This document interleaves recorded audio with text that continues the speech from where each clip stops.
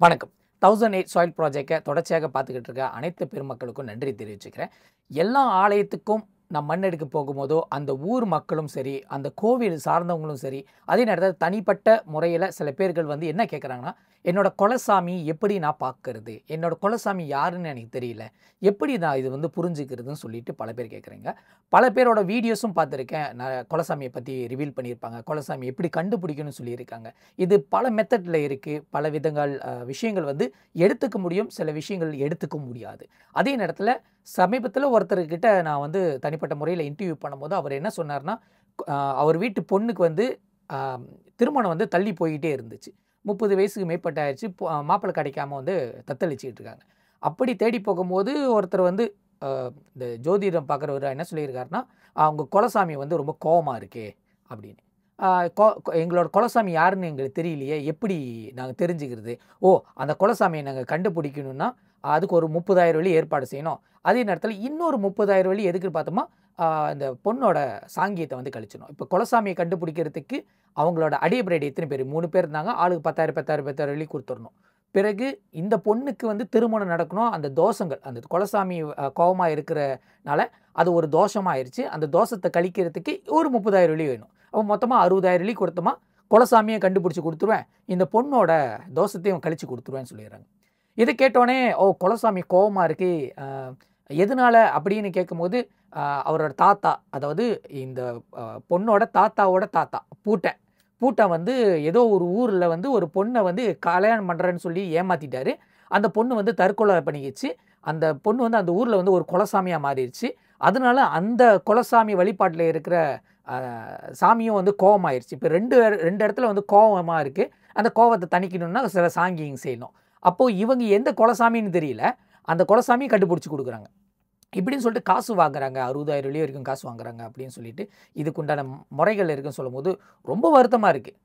என்ன வருத்தம்னா, நம்மளோட பாரம்பரியமா இருக்கிற குலசாமி வழிபாடு வேற யார்ட்டயும் இல்ல.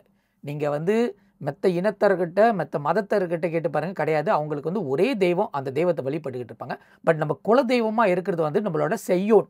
அதாவது நம்மளோட மூதாட்டி. ஒருத்தர் இருப்பார்ல, நம்ம பரம்பரைய உருவாக்குறதுக்கு ஒருத்தர் தொடங்கி இருப்பார்ல, அவரு வந்து குலசாமி வழிபாடு எத தொடங்குனாரோ, அந்த வழியாக தான் வரும். ஒரு நேரத்தில அந்த குடும்பத்திலேயே அந்த குலசாமிய உருவாக்கி இருக்கும். ஒரு நேரத்தில அந்த எப்படின்னா, சித்தப்பா, பெரியப்பா இருப்பாங்க. அதில வந்து ஒருத்தவங்க ஆத்தாவா இருப்பாங்கல்ல, பெரியவங்க இருப்பாங்க. அவங்க குலசாமியா மாறி இருப்பாங்க.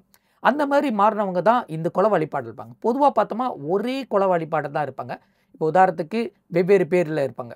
உதாரணத்துக்கு காளியம்மா பேர்ல இருப்பாங்க. ருத்ர காளியம்மா இருப்பாங்க. மயான காளியம்மா இருப்பாங்க. ஸோ இந்த மாரி ஒரு காளி பேர்ல இருந்து நெறைய பேர் உருவாகும். ஸோ அது வந்து குலசாமி வழிபாடுல கொண்டு வந்துகிட்டே இருப்பாங்க.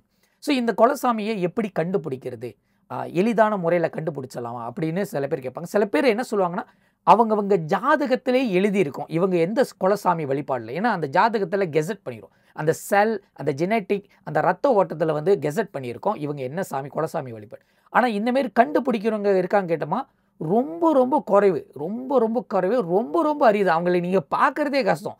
ஏன்னா அந்த அளவுக்கு ரொம்ப தனித்துவமா அவங்கள இந்நேரத்துக்கு வந்து துறவி கேட்டகரி, இல்லாட்டி அவங்க வந்து ஞானியோட கேட்டகரி போயிருப்பாங்க. ஏன்னா அதுக்கப்புறம் மனசாளுக்கு வந்து பார்க்கணும்னு அவங்களுக்கு அவசியம் இருக்காது. ஜாதகத்த பார்த்து உங்க குலசாமி எது இருக்குன்னு சொல்லிட்டு, அதுலேருந்து வருமானம் எடுக்கணும்னு அவங்களுக்கு எண்ணமே இருக்காது. அவங்களோட மைண்ட் செட் வந்து வேற மாரி இருக்கும். ஸோ அதனால இந்த மாரி குலசாமிய வந்து பார்க்கறத விட்டுருவாங்க.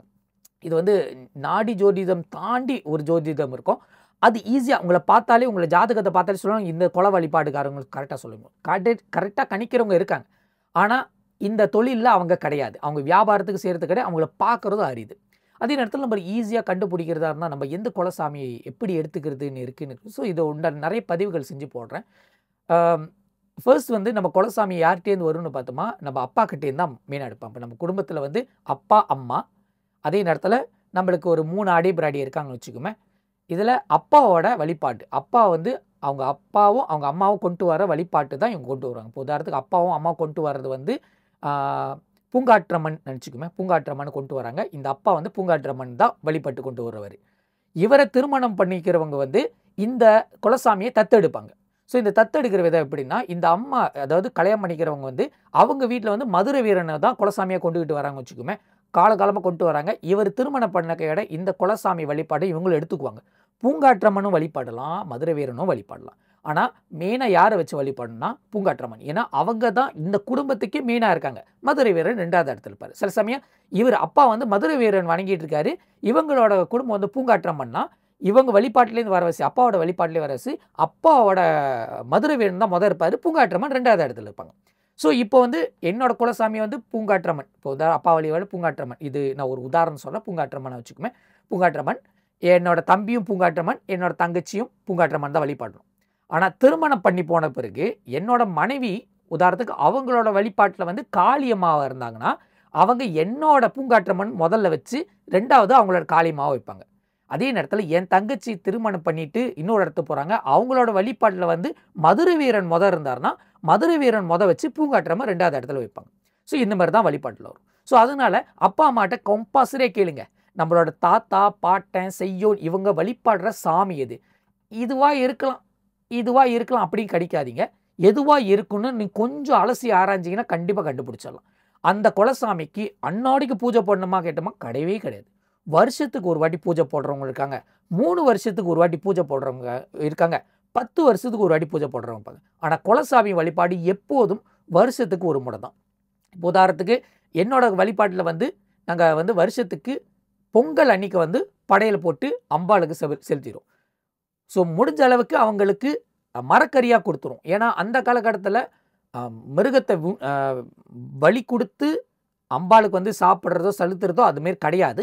அதனால பொங்கல் சோறாக கொடுத்து சோறு, மரக்கறி, கீரை வகைகள் அவங்களோட விவசாயத்தில் தோட்டத்தில் இருக்க எல்லாம் கீரை வகையை சமைச்சு உணவாக கொடுப்பாங்க. ஒரு வேளை சாப்பாடு தான், அந்த ஒரு தரம் தான் கொடுப்பாங்க. அந்த ஒரு உணவுக்காக அந்த குலசாமி வந்து வெயிட் பண்ணுவாங்க. பொதுவாக குலசாமிக்கு உருவம் இருக்கா கேட்டோமா, கிடையவே கிடையாது. எந்த ஒரு குலசாமிக்கும் உருவமும் கிடையவே கிடையாது. ஆனால் பல பேர் என்ன சொல்கிறாங்க, எனக்கு ரொம்ப பிடிச்சிருக்கு, என்னோட குலசாமி என்னோட செல்லம், அது என் பிள்ளை மாதிரி, அது ஒரு உருவம் கொடுத்துருமே அப்படின்னு சொல்லிட்டு சிலை வச்சுட்டிங்க வச்சுக்குமே. இந்த சிலை வழிபாட்டை உங்கள் மகன் மகளோ பேரன் பேத்திக்கு இது கொண்டு வரலன்னா திருப்பியும் அந்த குலசாமி கோபத்துக்கு உண்டான நிலைமைக்கு போகும். இது கோபத்துக்கு அப்படின்னா அந்த குடும்பத்தில் வந்து ஒரு நிதானம் இருக்காது, அமைதி இருக்காது, சாந்தம் இருக்காது, ஒரே குழப்பமாக இருக்கும். இது வந்து ஐதீகமாக தான் கொண்டு வந்திருக்காங்க.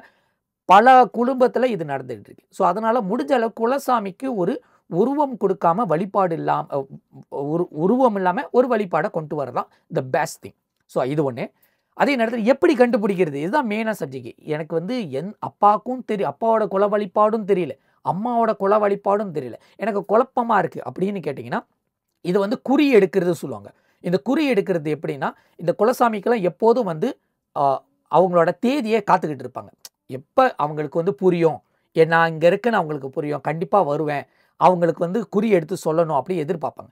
அப்போ நீங்கள் என்ன செய்யணும்னா, உங்கள் வீட்டில் ஒரு மூலையில் ஒரு மஞ்சளை தடவிட்டு 27 பொட்டு வச்சு, ஒரு காமாட்சி அம்மன் விளக்கு வச்சு, ஒரு இலையில வந்து அரிசியும் பழமும் வச்சு, அது ஒரு கோலையில் தண்ணீரை வச்சு அம்மனுக்கிட்ட வழிபட்டுக்கிட்டே வருங்க. அந்த செவருத்தில் வலிஞ்சு வச்சுருக்க அந்த படத்துக்கிட்ட, இதில் என்னோட குலசாமி யாராக இருந்தாலும் என் வீட்டுக்கு வந்து எனக்கு வந்து குறி சொல்லுங்க, இது இன்னார் தான் நான் குலசாமின்னு எனக்கு குறி சொல்லுங்க அப்படி சொல்லி தொடர்ச்சியாக ஒரு 27 நாள், அதுக்கப்புறம் 48 நாளுக்கு, அதாவது 27 நாளுக்குள்ளே வந்துடுவாங்க, அப்படி இல்லாட்டி 48 நாள் தினமும் விளக்கு ஏற்றி வேண்டிக்கிட்டே வாங்க. நீங்களே கேட்டுக்கிட்டே வாங்க. கேட்டுக்கிட்டே வரும்போது ஒரு இடத்துல சில குறியை கொடுப்பாங்க. உதாரணத்துக்கு கனவுல வந்து நான் தான் உன்னோட குலசாமி சொல்லிட்டு போயிடுவாங்க.